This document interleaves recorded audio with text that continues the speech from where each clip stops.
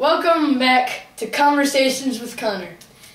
Now we have a special guest, a Caesar Rodney reading specialist, Kathy Lingo. Do you mind if I call you Kathy? No, that's fine. Now, some questions that you, America, have asked me to ask you are about illiteracy. Okay. Number one, what are some of the major causes of illiteracy?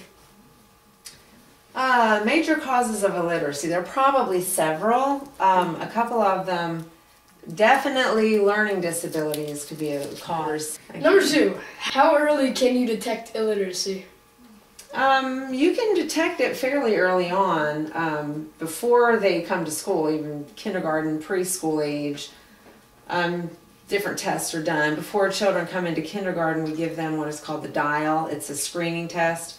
But early on, I would say we wouldn't call them illiterate probably in kindergarten. We just see children that are at risk. Number three, why do children who can't read hide instead of asking for help?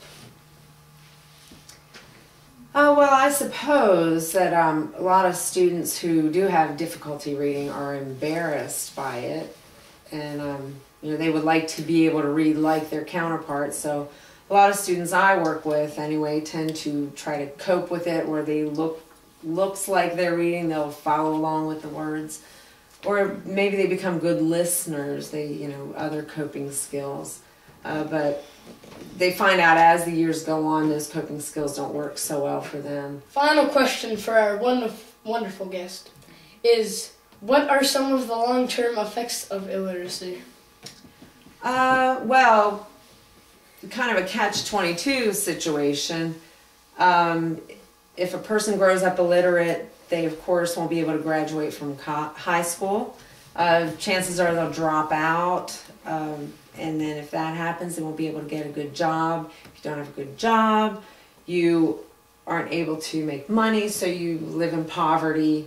And of course there are exceptions, but chances are you would live in poverty. What might people who live in poverty resort to? Well, if a person's living in poverty, chances are they would resort to crime to try to get money. All right. Thank you. Thank you. Thank you. Thanks for having me on your show. Join in with me tomorrow as we talk about saving the whales.